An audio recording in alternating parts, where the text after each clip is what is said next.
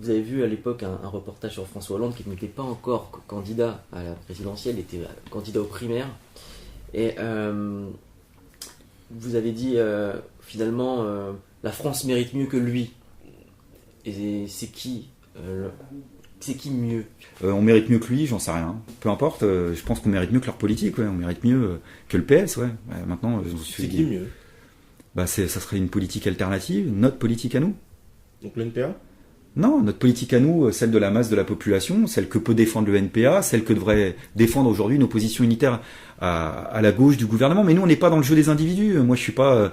on n'a pas besoin d'un meilleur président de la République. De toute façon, les présidents de la République, nous, dans ce qu'on propose, on pense qu'on devrait abolir la fonction présidentielle. C'est une fonction antidémocratique, la plus antidémocratique qui soit. Et d'ailleurs, la gauche...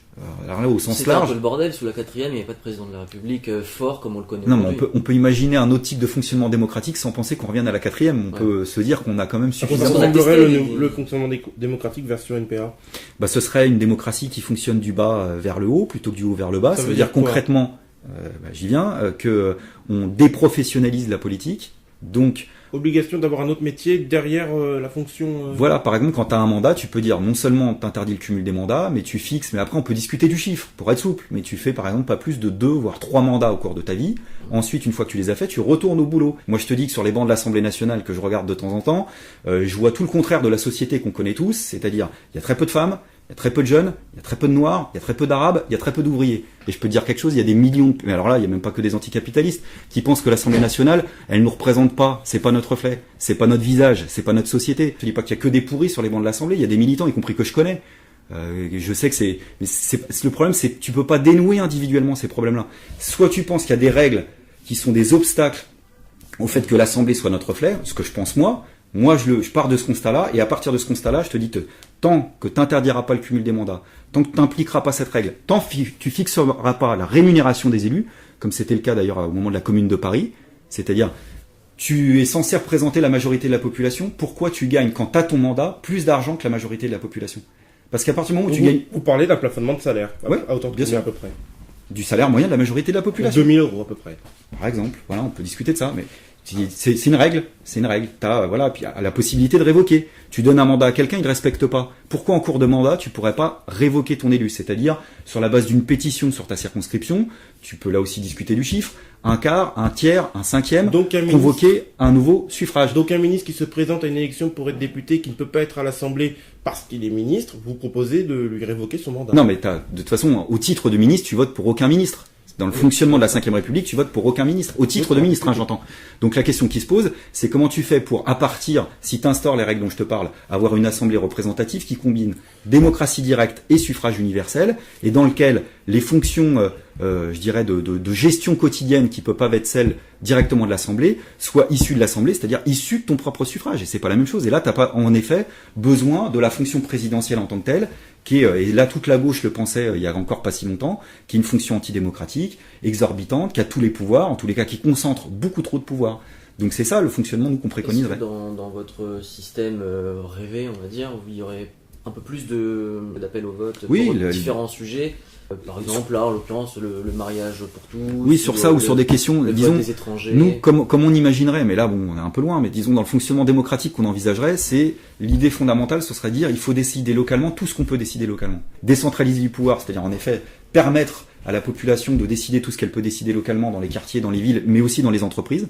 C'est-à-dire qu'on pense qu'on n'est pas plus bête que les politiciens pour décider. Et donc, il y a énormément de choses qui touchent au logement, au transport, à toute une série d'éléments que tu peux décider localement, et tu remontes, parce qu'il ne faut pas faire de démagogie, tu peux pas tout décider localement, tu as des choix économiques, industriels, de transition énergétique que tu peux pas faire qu'à l'échelle locale, même pas qu'à l'échelle départementale. Qu'est-ce qu'on déciderait localement à part le logement, par exemple?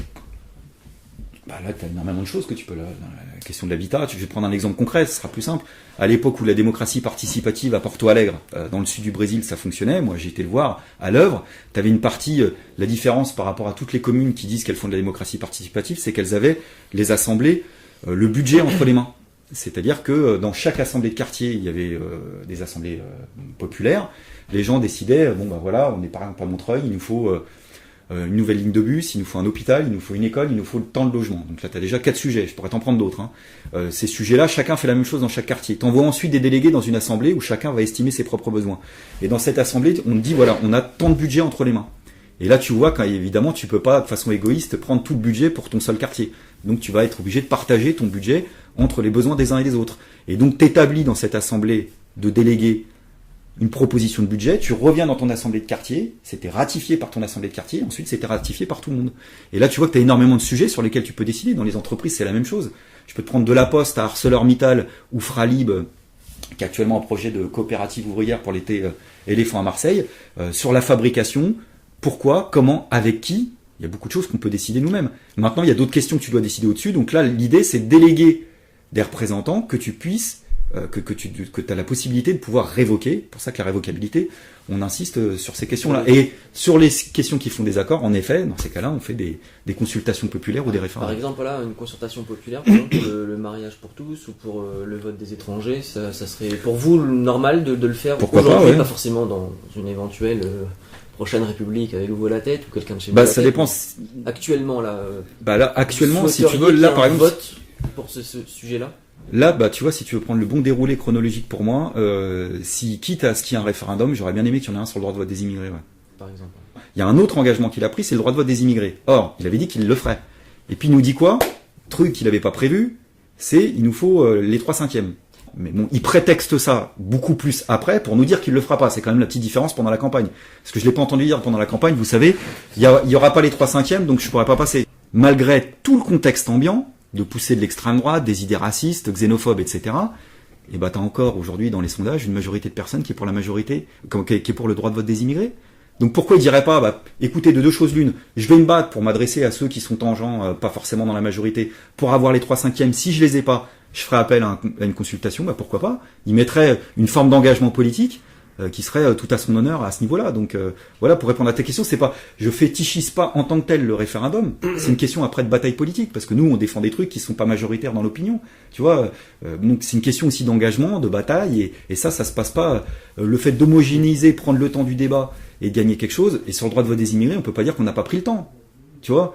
Et là, donc là, là pour le coup, j'aurais aimé qu'il réponde ça. Ou qu'il y ait un journaliste qui dise, non, je comprends pas pourquoi vous faites pas de référendum sur cette question-là.